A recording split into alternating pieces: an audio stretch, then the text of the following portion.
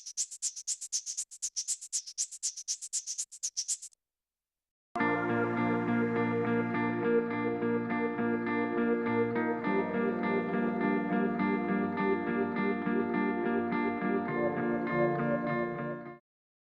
are here tonight to welcome the Justice of the Peace candidates, of which there are 5. We have one, Harlan Wells, who could not make it tonight. He was deeply sorry. He had a conflict that's been set up for months and months and months.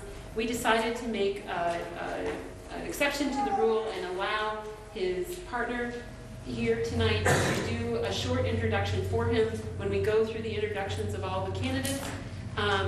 We have pieces of paper that are being passed around. If you have questions for the Justice of the Peace candidates, we'll have pieces of paper going around. Hand them in to Pam, or maybe someone else would help collect questions. Charlie? I will go collect questions. Charlie Carpenter would also help collect questions. We're going to start with 2-minute introductions of candidates. Candidates have 2 minutes to introduce themselves. Mary is here keeping time, and she has signs that alert them to when they are running out of time. We also have Missoula Community Access Television here taping this debate, which will air, I think, on Thursday or something. Someone's going to go first. I would like to start with Harlan. I'm sorry, I don't know your name. I'm sorry. My name is Andersen. I am Harlan Wells' wife. Would you like to speak into a microphone so it can be picked up by Community Access Television? Absolutely. Thank you very much. I appreciate it. As you said earlier, Harlan does apologize for not being here. He certainly would have liked it. I'm not much of a public speaker, so I'll just make it short. And thank you all for being here and listening to everybody. And we'll move on from there. So, thank you. We'll start on this side with you and do a 2-minute introduction. We'll just go down the table. Thank you for being here, Justice of the Peace candidate. All right. My name is Beverly Smith. I'm running for Justice of the Peace Department 1. I've worked in Justice Court now for 8 years. I've worked with the county for 14 years, first in the Treasurer's Department, and then I transferred to Justice Court, where I became a lead there. And then when the course reorganized, I became Judge Odlin's criminal clerk. So the reason I'm running for Justice of the Peace is because I've been watching it being done for so long now, and I just really think that I would like the position to make necessary changes and to continue to work hard and have a voice in what Justice Court does in the future. And what I've noticed over the years working there is that about 10% of the people we deal with create 90% of the problems. And I think what we need is a Justice of the Peace that is able to recognize those 10% and be hard on them and let the other 90% come take care of their issues and get out.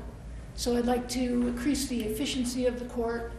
I'd like to increase the hours possibly, make the way to have access to the court much easier for payments and for initial appearances. I know and am very familiar with the rules of Justice Court, and no, I am not an attorney, but I believe that the Justice Court is the people's court, and I believe that I know people, and I'd like to put that knowledge to use for the city and the county of Missoula and make it a very welcoming place for people that just have to deal with the court issues once or twice. But I want to make it a very hard place for people that continue to use Justice Court. Thank you. My name is Matthew Lowy. My experience, accountability, and commitment to healthy families are what make me the best candidate to serve as Missoula County's next Justice of the Peace. I've been a prosecutor for the last decade. I've worked in the civil side, I've worked in the criminal side, I've tried over 100 cases to both judges and juries throughout the state of Montana. And my experience has given me an opportunity to see what works and what doesn't work. I wasn't always a lawyer though. You know, before I worked at law school, I worked as a liaison at a international debt collection agency. I also worked in a kitchen. I worked as a dishwasher, and I worked my way up as a line cook and a prep cook until I was the head line cook. And I also got to serve as a bartender briefly. And before that, I was a ski instructor teaching children. And before that, I was a summer camp instructor teaching children to appreciate nature, just like we do every day here in Montana. And back when I was in high school, I started Safe Rides because my commitment to healthy communities started when I was in high school, and I started a program that allowed my colleagues and classmates to not get behind the wheel under the influence of alcohol. In my time as a prosecutor, I've had the opportunity to become a certified child welfare law specialist, bringing me to the top of my field. And I've also had the opportunity, while I've been campaigning, to create bridges and reach out to all of our community leaders. I've reached out to the municipal court to see the changes that have happened since the change in leadership there in 2011, and I've seen what works and what doesn't work. And I've seen the positive changes that we can bring to Missoula County's Justice Court to make our entire community healthier and stronger and safer. And I believe that my bridge building is going to be successful and make me the best justice of the peace, and I appreciate your support. Thank you for being here. It's taking time out of your busy schedules, and we as candidates really appreciate your participation, your ability to be here tonight. My name is Matt Erekson, and I'm also running for Justice of the Peace. I think we all are, so you know that. I am an attorney. I went to the John Marshall Law School in Chicago. I think I'm one of the 3 or 4 in town that didn't go to law school here, which brings a different perspective, different educational background. I did grow up in Billings, Montana, moved there when I was 9, lived there most of my life. I moved here three and a half years ago.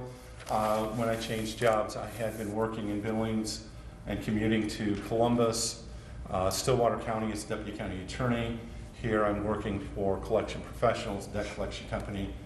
I have experience for 4 years as a Deputy County Attorney.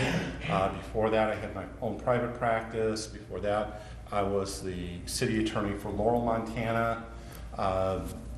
And I've seen, again, as my companions here have, both sides of the law. We've seen criminal, we've seen civil, and it has given me a unique outlook. I'm new and I'm independent. I do not have a whole lot of friends here in town. I've only been here 3.5 years. I didn't grow up here. I didn't go to school here. And so with that, I also have no promises to keep, no commitments to anybody. And that's what makes me different from the rest, is that I am truly independent without those ties and commitments. And again, I ask for your vote. Thank you. Hi, I'm Marie Andersen, and I'm the one candidate that has judicial experience. I guess Matt had experience in Yellowstone County self-judging. I was in municipal court for 9 years. I co-presided over Veterans Court and co-occurring court for 3.5 years. That is a court in which people go who have mental health issues and co-occurring substance abuse issues. I have also been substitute judging in the Missoula County Justice Court since 2008. While I was at municipal court, the Montana Supreme Court appointed me to the Commission on Courts of Limited Jurisdiction. This is the entity that determines the curriculum for training for all courts of limited jurisdiction judges in Montana. They're required to go to school twice a year, and I was on the commission that determined that curriculum. I was also a presenter at those judicial trainings, again, twice a year, and I was a mentor judge. That means when there were new judges coming on the bench, they would be assigned a mentor so that if they had questions or problems or issues, they had an experienced judge to go to ask questions of. Prior to being a judge, I owned and operated a complicated business here in Missoula with my partner for 12 years. It was a manufacturing, wholesale, retail business. I also worked at the Public Defender's Office for 2 years. I represented indigent people charged with crimes, both felony and misdemeanors. And I also represented parents whose children had been removed by DFS or people who were being involuntarily committed. I have extensive experience in court, both practicing and on the bench. And I also served doing a lot of pro bono work at the CVA's office. Thank you and welcome. Thanks so much for coming in and welcome. We'll start with our first question. The first question is, in January of 2009, the Code of Judicial Conduct was adopted in Montana. January 2009, judicial conduct was adopted in Montana. Why is it so important to the judiciary and to the political process that all judicial candidates and judges follow these rules? We're going to do a round robin with each answer, so the next person who is first is Matt Lowy. 1 minute to answer the question. Would you like me to repeat the question? Yes, please. Okay. In January of 2009, the Code of Judicial Conduct was adopted in Montana. Why is it so important to the judiciary and to the political process that all judicial candidates and judges follow these ethical rules? So the Code of Judicial Conduct is what governs judges and governs their impartiality. And the reason why it's important is for judges to be able to be fair, even, and impartial, not be beholden unto a political group. It's particularly important in the district court judges, the courts that are above the Justice Court, and the Montana Supreme Court, where they hear issues about ballot measures and other issues that are of political import. There was a second part of your question, which was? The political process, why judges should follow these rules. And judges should follow these rules to demonstrate their impartiality.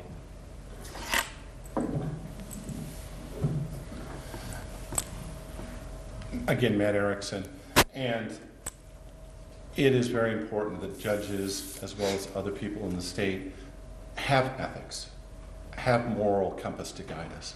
We in Montana are very lucky that we have, by our nature as Montanans, you know, in my practice, 99% of the people in Montana are basically honest. There's that few that aren't. When I was going to law school in the Chicago area, it was right after what they had was the Gray Lord scandal, where the judges were arrested for taking bribes. We don't have that issue here, but we as judges and judge candidates need to show that we do have ethics. We need to follow the rules that have been set out, and that's why they're there, and that's why we need to be following them, is to show our ethics by example. Thank you. The Montana Code of Judicial Conduct replaced the old judicial canons of ethics. The new code that was enacted in January 2009 is mandatory. There is no choice. The old judicial canons of ethics were just a recommendation. They were not mandatory. Some portions of the Code of Judicial Conduct apply to judicial candidates as well as to judges.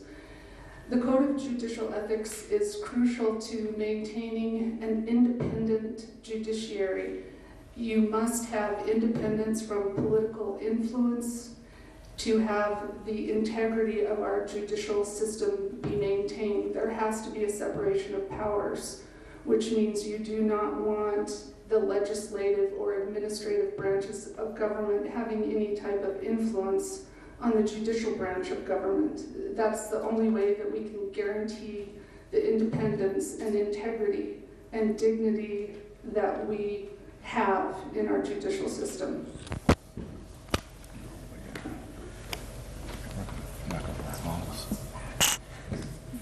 Well, I think they've just about said everything I can say about the code, but I think it's what you would want in a judge. I think it's what you would hope every judge that comes to the bench would be. And even beyond the code or the written established rules, I want to have somebody in there that understands the rules, abides by them, and doesn't try to skirt around them or disregard them if they don't fit what you want to have accomplished. So I think it's important to have somebody that follows the golden rule and also respects people and respects the community. So that's what I would try to do, just be above reproach. Thanks. Thanks. Our next question is in regards to technology. How will you use technology to improve the Justice Court? And please be specific. There was an additional question that included including digital files and the future of e-filing. We will start with Matt Erekson. I know that they're working on e-filing. I don't have a good answer to say I will do X, Y, or Z. It's going to depend on funding. It's going to depend on timing with that funding, what we can afford to buy. I know they've done some experiments when I was in Yellowstone County with electronic filing, and in all honesty, I'm not sure where that's at with the full court process, full court being one of the computer programs they have for keeping track of everything. And so I cannot give a specific on what I can or cannot do, because again, it's a funding issue that right now I have no control over. Thank you.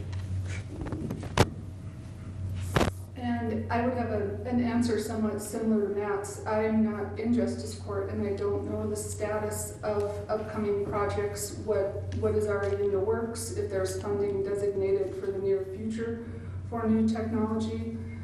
Obviously, if new technology helps the court to be more efficient and the workload for the clerks to be lighter and more efficient, I definitely would want to proceed with better technology. But again, I don't know where they're at, I don't know what's in the works, and I don't know what kind of a budget there is, so I can't make a promise or give you a specific outlay of how that would look. I look frightened every time this comes near me. E-filing is on the way. We have already had some training on that, and we'll continue the training. The best way to embrace technology is to learn as much as you can about it, not shy from it, but be trained and get the resources you need to deal with the programs as they come in. Communication is key. You have to communicate to all departments. We've just recently had a rollout that didn't go as smoothly as I think the county would have liked to have the New World program in place. And a lot of people were left out of that transition, and that has seriously impacted justice court. So as the e-filing comes online, we need to get people trained, we need to get support, and we need to increase payment methods, electronic, having people appear via computer, having people appear via Skype if possible, payments through text. I mean, there are all kinds of innovations that are coming up that we just need to be prepared to embrace and use to make everybody's life easier. As the court gets busier, we have to free up clerks to do the work, or we have to hire new people, and hiring people is expensive.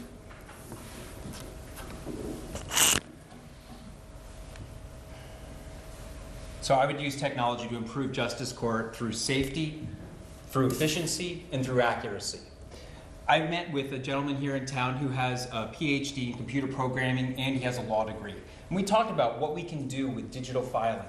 We talked about the opportunity to create orders, as municipal court has since the change in leadership in 2011. And we can create orders that would go to dispatch so that officers responding on scene would be able to understand whether or not somebody was violating a court order, whether it's conditions of release or sentencing judgment. It would increase efficiency because I'm proficient in full court because I've been using it for the last 7 years here in Missoula, Montana. And I know how to use full court from top to bottom in order to make the court process more efficient and make people in court spend less time. And as far as accuracy goes, my office routinely is unable to charge felony cases because of the record keeping that happened in municipal court before 2011. The Missoula City Court records weren't accurate enough in order to charge some felonies because the underlying convictions were constitutionally infirm. This is going to prevent that, and it's going to lead to more public safety. Thank you. Next question is oh, I'm sorry. We all did. No, we all did. I'm sorry, I wasn't paying attention. The next question is, what would you recommend to improve service delivery for both partners in partner-family member assault issues? We'll start with Marie Andersen. Service delivery? To improve service delivery, or in the role of the court in which you would have control over. Okay. What I would do first off is just speak with Judge Orzek about what procedures are in place, and all of the clerks who are currently in court about what procedures are in place regarding people seeking orders of protection and the communications with the Crime Victim Advocate's Office, and just figure out what improvements, if any, need to be made or could be made to improve services. I know that we did something in municipal court that was as simple as having, I'll say women, usually women, but not always, wait in a separate room for orders of protection hearings so they didn't have to sit in the courtroom with the person who was violent toward them. So even just having small changes like that, in essence, I would have really good communication with the CVA's office to understand how the court could make the experience that the person receives in the court not traumatic, not being re-victimized by the experience in the court, and being supported in the whole process of getting an order of protection or having to testify at a partner or family member assault trial.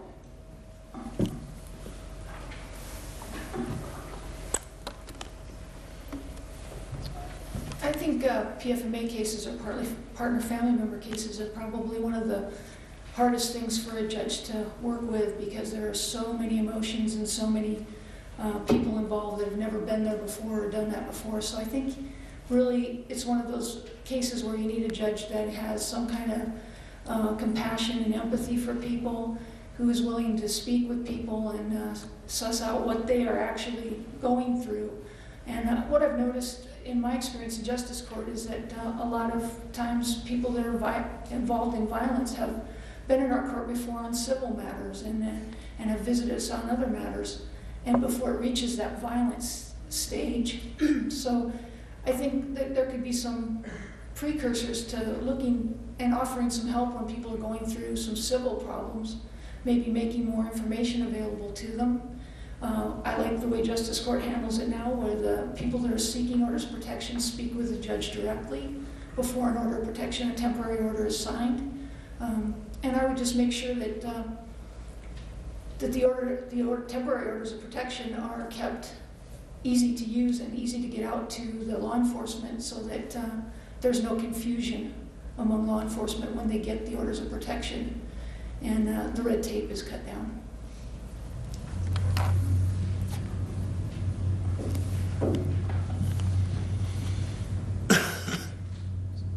So I think the judge in domestic violence, intimate partner violence, has a real opportunity to help victims and the accused. They can do it with the timing. They can help them by tailoring sentencing if there's a conviction. And they can also do it by changing the language that we use around intimate partner violence. First, as far as timing goes, I have had an opportunity of serving on the Just Response multidisciplinary team here in Missoula County. And I've heard victims that have gone through the process, and one of the things they highlight is not just how the delay in the cases, but how long it takes them to get justice served.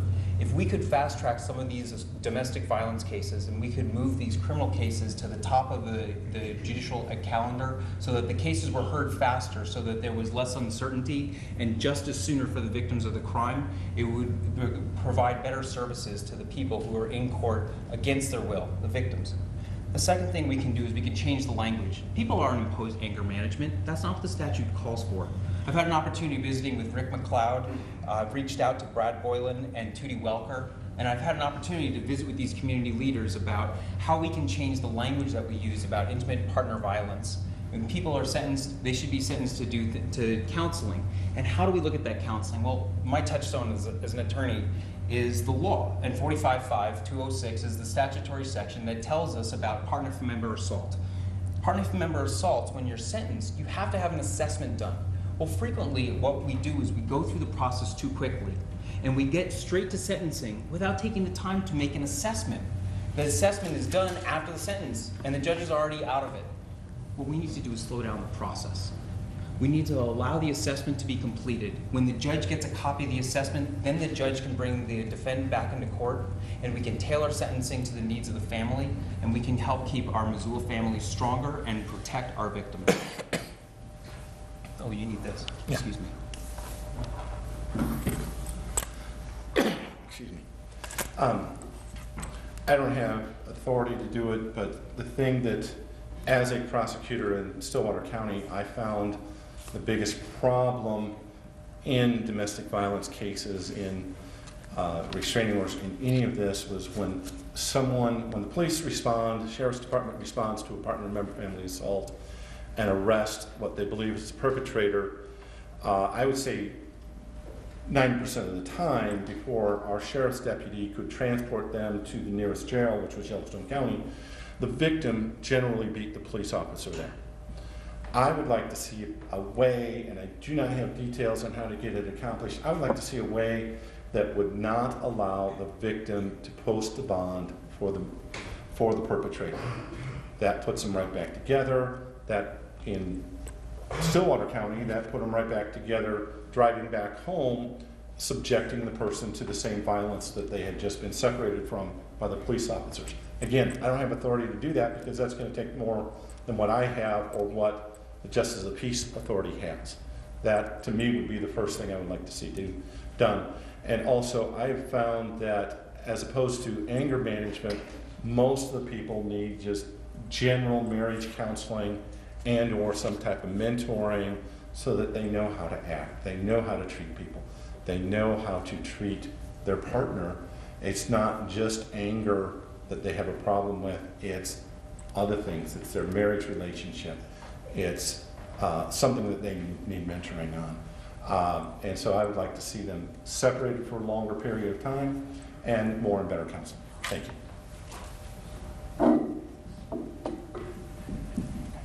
Thank you. I would like to ask at this time if there are any additional questions. We can pass out pieces of paper. If you would like to take a piece of paper and write down a question, you'd be more than welcome. I do have to add that I have a couple of questions up here that seem to be directed at one candidate or another, and we won't ask questions that are directed specifically at one candidate. So I won't be reading those questions. The next question, I believe, goes to Beverly. Okay. First, and it is, do you believe the purpose of the justice system is punishment/retribution or reform of the offender? I believe that punishment and retribution was the original intent of the justice system, although we've come to now believe in rehabilitation, and I think that's the way to go. I mean, to decrease recidivism, it is important that we get treatment for a lot of people and get them out of the system. And just putting them in jail is not going to accomplish that. So we need to have some good treatment programs. I believe Missoula needs to have more options in treatment programs. We don't currently have, we only have one currently certified alcohol, tobacco, or alcohol treatment program in Missoula. And there's another one as close as Superior that you have to drive to. So anger management is an expensive proposition at best, and we need to have more providers for that. Justice court should be punitive, and it should be swift and firm, but compassionate and helpful, and all those things that you want a court to be. Thank you.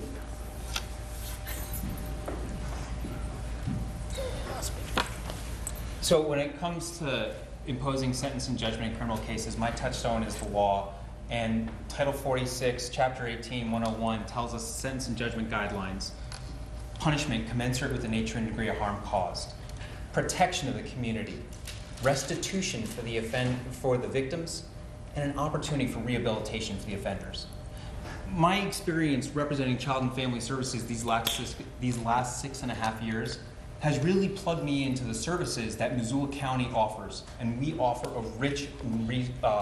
we have a rich resource of services that we can use to impose rehabilitation for people.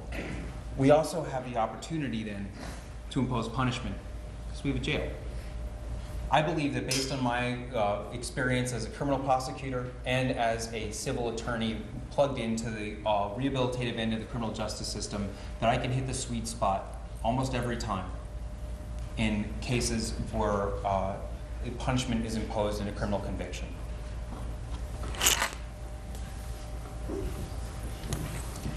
I think he restated the law accurately, that the legislature says the purpose is punishment.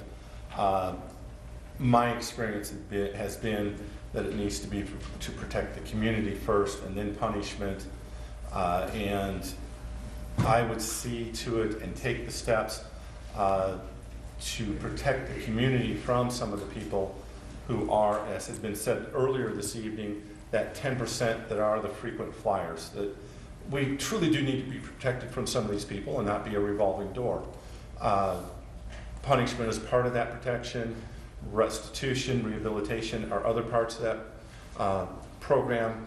But to me, even though it wasn't one of the first options mentioned in the question, protecting the community is what needs to take place. Thank you. Well, our justice system currently seems to be serving both objectives, which are punishment and rehabilitation. It is difficult to serve both of those masters.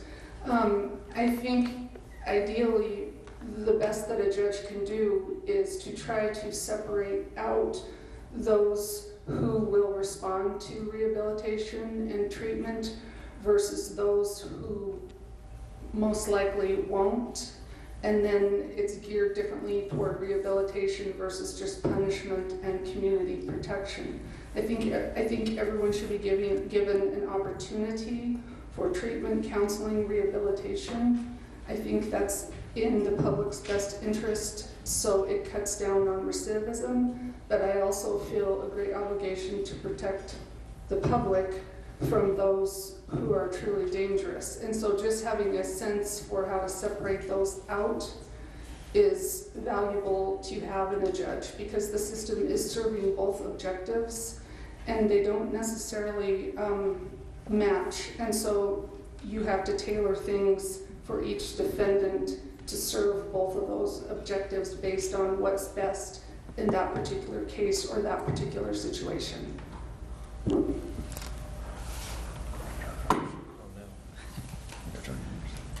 Thank you. Let's see, we're back to Matt Lowy answers the first question. How do you plan to work with all the other courts in Missoula, City, Justice, and District? Do you have past experiences that may impact this?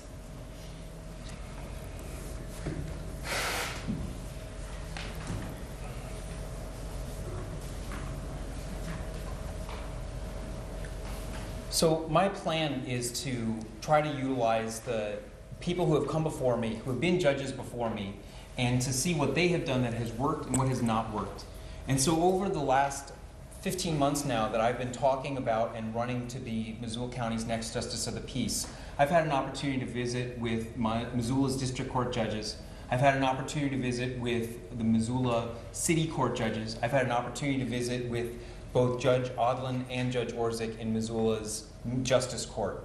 I actually routinely now have a standing lunch with Judge Odlin, and I routinely meet with him to figure out what he's done that has worked and to see what he would recommend for making changes that would improve the system. I also took the opportunity to visit with members of the Justice Court staff, and I've had the opportunity of seeing some of the changes that have gone on at Missoula's City Court and seeing what's worked well there and what the changes there can be implemented for increased efficiency in Missoula's Justice Court. Particularly with the change in leadership in Missoula's Municipal Court, the City Court, we've seen some trial and error, and we've seen some things that have worked and that haven't. And by being able to reach out to the new leadership at Missoula's City Court, I've had the opportunity of understanding, of learning from past mistakes so that they won't be repeated. And that increases efficiency for everyone here in Missoula's Justice Court. Because by being able to not repeat past mistakes of other courts, I will be able to move on effectively and efficiently and save taxpayer resources and further public safety. Okay, thank you. This is one where I think that my newness here and my brief experience of 3 years here actually is a benefit. I don't have any preconceptions. I don't have any bridges that have been burnt with any of the other judges. I don't have any of the negative experiences No, I don't have positive ones to build on, but I don't have any of the negative that have to be gotten rid of. I can work with the courts. I have a clean slate when it comes to meeting with all of the other judges, working with all of the other, not just judges, but other departments, with the other people in the process that we will be going forward with. One of my experiences was that when I went to work for Stillwater County was that the previous deputy county attorney had burnt all the bridges, being the typical arrogant lawyer that he was. And it took some time, but I was able to rebuild the bridges with the judicial staff there to the point where we were able to be very efficient. I have the ability to listen. I have the ability, at times, being the lawyer I am, not all times, but at times I have the ability to keep my mouth shut and listen. And that is something that I'll be bringing. The lack of those bridges that have been burnt and the ability to keep my mouth shut and listen. Thank you. Well, there isn't always a whole lot of overlap with all of the courts in town. You interact with them periodically, but not necessarily on a regular basis. So I anticipate a good working relationship with district court, with the other justice of the peace, and with municipal court. Any issues in the past, I'm sure will remain in the past, as we're all professionals. And if it's in both of our best interests to get something solved or moving forward, I'm sure that's what will happen. I have a good working relationship with all of the district court judges, so I guess I would just continue in the same vein, communicating when it's necessary. If they need information from me or if I need information from them, just communicating as we always have.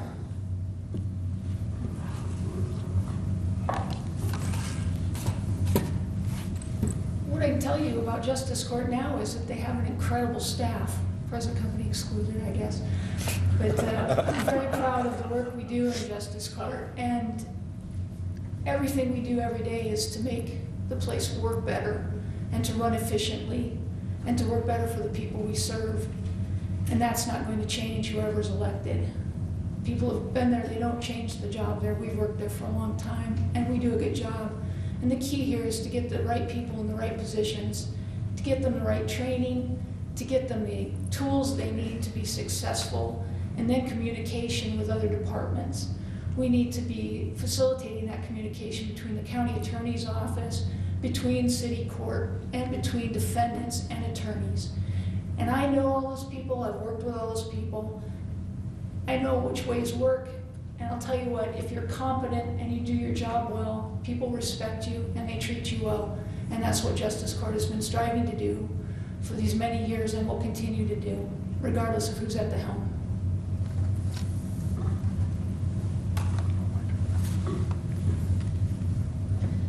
All right, candidates.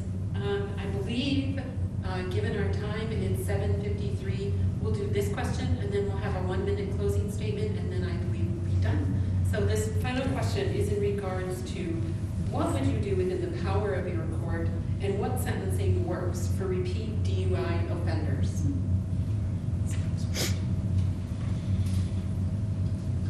we're starting with Yeah.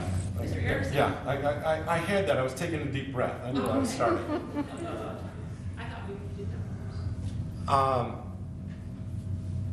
I am on the Lawyers Assistance Program committee for the state bar. That's a committee that works with attorneys who have drug and alcohol or other related issues and problems. And I've done that for almost 10 years now. 9 and a half, whatever it's been. And I've had, fortunately or unfortunately, however you look at it, had the opportunity to work with a lot of attorneys who have been addicted. Being a teetotaler myself, having never tasted alcohol, I don't understand alcoholism as people who have been alcoholics do. I know of no program, AA works, other counseling works, but I know of no program that will get an alcoholic to stop drinking, period. I wish there was something out there. I wish I could say, I got this magic solution that this alcoholic is never going to drink again, and if he drinks, he's never going to drive. Alcoholics have something in their makeup that indicates that they know, I mean, being a defense attorney, defending alcoholics who have been drinking and driving, they know that they can beat that breathalyzer every time, and they blow every time because they know they're smarter than that breathalyzer. It is something in their makeup that we as a court do not have, and I don't see, maybe these guys have a better answer than I do. I don't know a way to get an alcoholic to stop being an alcoholic. And that's the long and short of it. I've seen people go through the watch program. I've seen people go through jail. I've seen it all. I've defended, I gotta stop. Okay, I won't give you my final story. All right. I agree with what Matt has to say. In terms of what judges can do, the things that I found most effective were continued alcohol monitoring until they completed treatment. So they would be monitored for alcohol consumption through their treatment program and through any recommended follow-up treatment. So that could be several months. I also found it effective to have them come back in a few times after they were sentenced. So when I would pronounce a sentence, I would also set a status hearing for about 30 days out. And they knew that they were going to come back and see me, and I was going to ask them, have you enrolled in the alcohol program? I'd also know if there were any violations in terms of consuming alcohol. And just the knowledge that they were going to come back in and talk to me about that upped the compliance. So that I found very effective. And people who were complying without having to be chased down, I would periodically knock $50 off their fine, and they didn't know I was going to do it. I would just say, because you're doing so well, I'm taking $50 off your fine. So that was helpful. Treatment courts work. So again, I don't know the lay of the land in justice court. I don't know what's possible. I can tell you a well-run treatment court can be helpful for recidivism, but the person who is in that treatment court, they kind of have to be ready for it, but it's coerced intensive treatment. And it can work for people that nothing else has worked for. And some people it doesn't work for, but a lot of people it does. We went to Georgia to observe a DUI court and go through training, and it was phenomenal.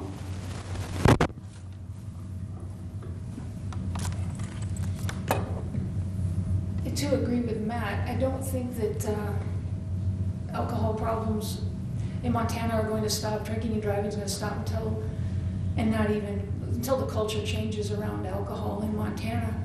And I think that Montana too needs to adopt a zero alcohol tolerance for driving and substances in cars. But until that happens, what Justice Court can do is be firm, consistent, and fair, and get people to treatment. I'd like to see Justice Court give them a break on the fines if they get the treatment and get the aftercare that they need. I'd like to see Justice Court make sure that they stay in communication with county attorneys so we retain jurisdiction on the cases so that we can make them finish their treatment and pursue the follow-up care that's recommended by the treatment provider. Beyond that, I would like to see us use programs that monitor people. There are bracelets, patches, machines you blow in and it takes your picture so you can't get other people to blow in your car for you. So there are all kinds of new technologies that are available, and I'd like to see Justice Court make use of those so that we can keep people off the street, because ultimately that's the goal, is to get them to a place where they're not hurting anybody else or going to cause any more problems. Stacy, could you please reread the question?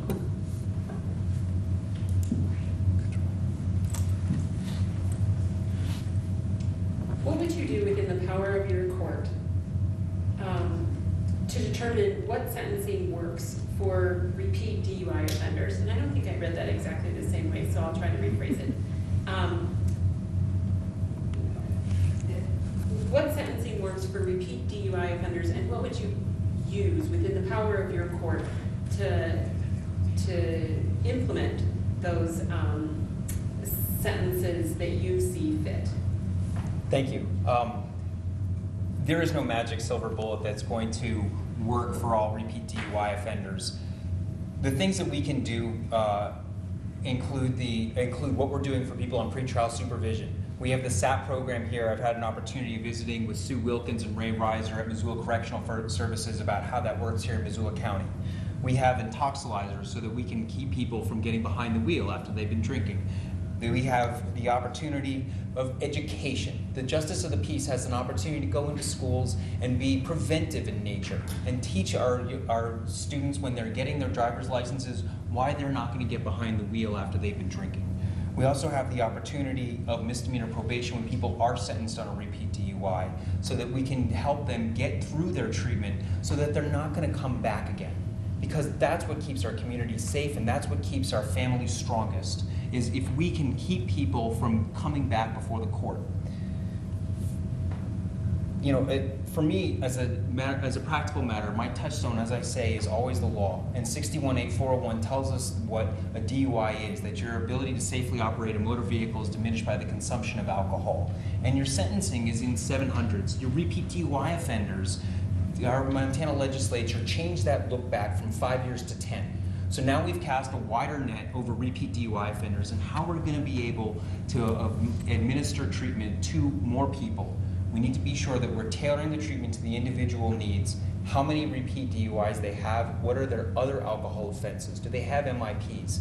And we should be able to use digital technology to have our courts communicate with each other and figure out whether or not they have other judgments in other courts, like minors in possession at a city court, or do they have other things that show us that there's a deeper problem, and we should be tailoring the needs of the individual so that they don't come back before the court again, and that their repeat DUI is their last DUI.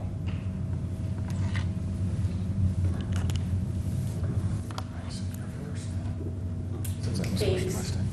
Candidates, would you like to make a closing statement? And we'll start with Marie Andersen. And it's 1 minute? 1 minute. Okay. Well, what I can offer is a lot of experience. A lot of experience as a judge, a lot of experience as an attorney, a lot of experience as a business owner, teaching other attorneys. I also have a lot of experience with domestic violence. The first client that I ever had out of law school was taken hostage by her husband and kept for several days.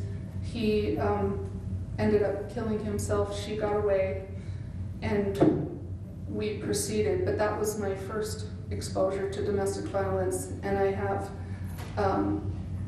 a great interest in it and a lot of extra training that I've received for it. I know what the work is like. I'm devoted to the work. I'm devoted to Missoula. I feel a call to serve.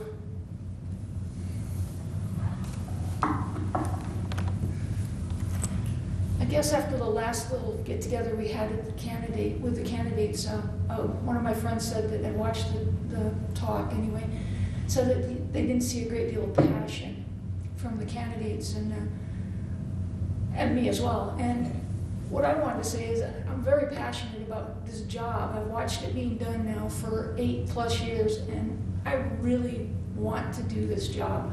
I really want to do well at this job, and I really want Missoula County Justice Court to be the best place to be and to work for all the employees and do its job the best it can. And that's really all that motivates me. I don't have any ulterior motives for wanting to be JP. I just really want to do the job and do a good job for the county of Missoula.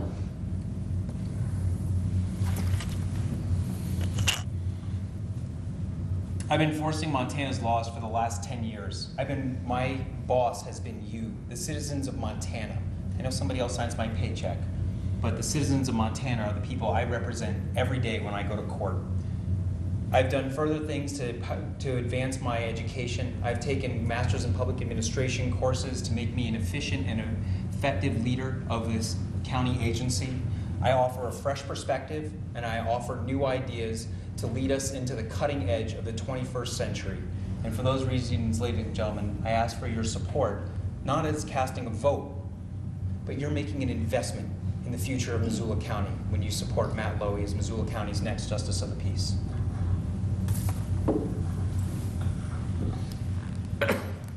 Again, I would like to thank each of you for coming here tonight, taking time out of your busy schedule. I think we all are grateful for it, for the opportunity to speak to you, to share with you some of our opinions, our ideas, our desire to serve, my desire to serve this county, my desire to serve the public. I think that I have the ability, the wisdom, the age, the experience that I would make an excellent judge. I have the ability to look at people, to make judgments, to follow through on those judgments. I would like to serve this county by being the next JP. And thank you again for your time.